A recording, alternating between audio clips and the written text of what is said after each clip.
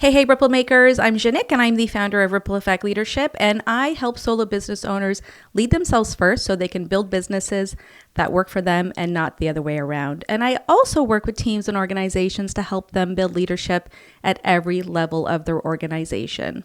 And I have a very different video for you today. So I launched my YouTube channel earlier this year, and it's been mostly focused on videos and content for solo business owners and entrepreneurs.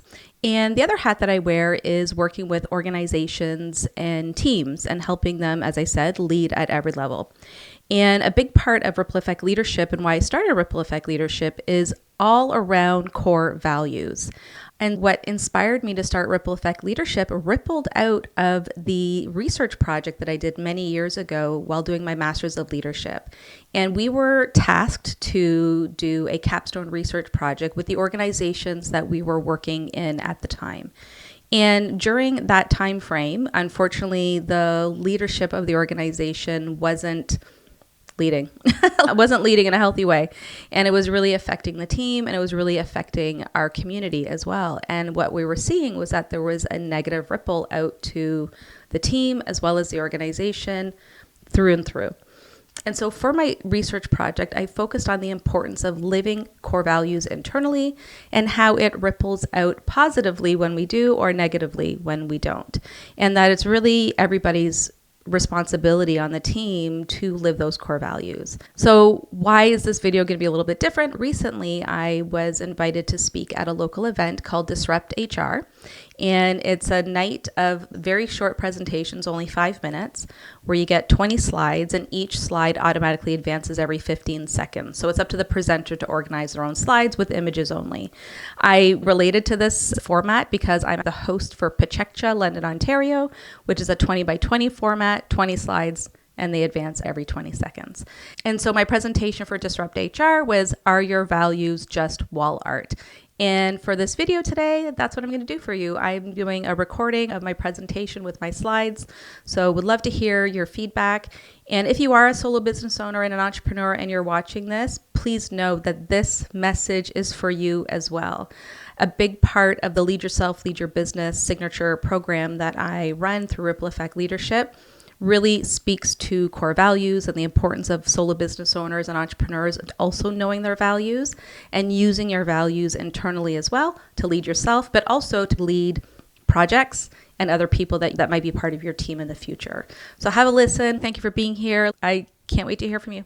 I read in an article once that on average, we spend about 90,000 hours of our lives with our colleagues. That is a massive chunk of our existence spent with people who aren't our loved ones. So how do we make those hours worthwhile? Well, most companies start by defining their values, right? They're printed on walls, their website, the HR manual, but values listed and living them day to day, totally different things.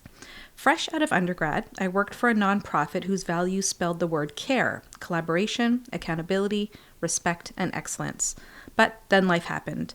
A rare virus had attacked my mom's kidneys, and after 15 months of dialysis, she needed a kidney transplant. I was going through the process to possibly be her donor. Long, uncertain, no idea when or if I would be a match, I kept the executive director, my boss, in the loop. Then we got the news. I was a match and surgery would happen in 2 months, October 2001.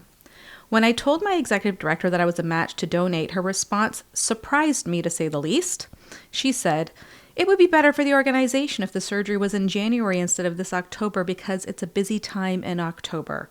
Oh, and now my job is on the line if I took those 4 weeks off that October. Shall we check back on those care values?" She wanted me to reschedule as if I had the option to collaborate with the surgeon and the university hospital and the OR schedules, to say the least. Zero accountability for her words. Asking someone to delay donating an organ is not only dehumanizing, but disrespectful. And excellence, well, the organizational values were clearly for clients and not internally for staff. Of course, I did the surgery that October. And 24 years later, Mom is 77 years young, line dancing every week. Now, I know this is an extreme example that I'm sharing, but we see it online every single day. The funny workplace memes, annoying colleagues, nightmare office policies, people dreading being back in the office. We laugh and share because they're relatable. That's the problem. They shouldn't be this relatable. So why does this keep happening? While doing my Master's of Leadership at Royal Roads University in Victoria, BC, one of my professors said, "Not everyone cares about leading themselves." This is a truth that is rarely said out loud. That insight actually shaped my capstone research project on the importance of living values and the ripple effect. And it's true, not everyone gives a shit about their impact.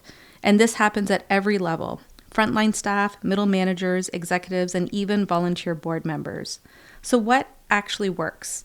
Stop treating values like decoration. Make them your decision-making tool. Who you hire, how you handle conflict, who you recognize. Every choice is a chance to live your values or ignore them.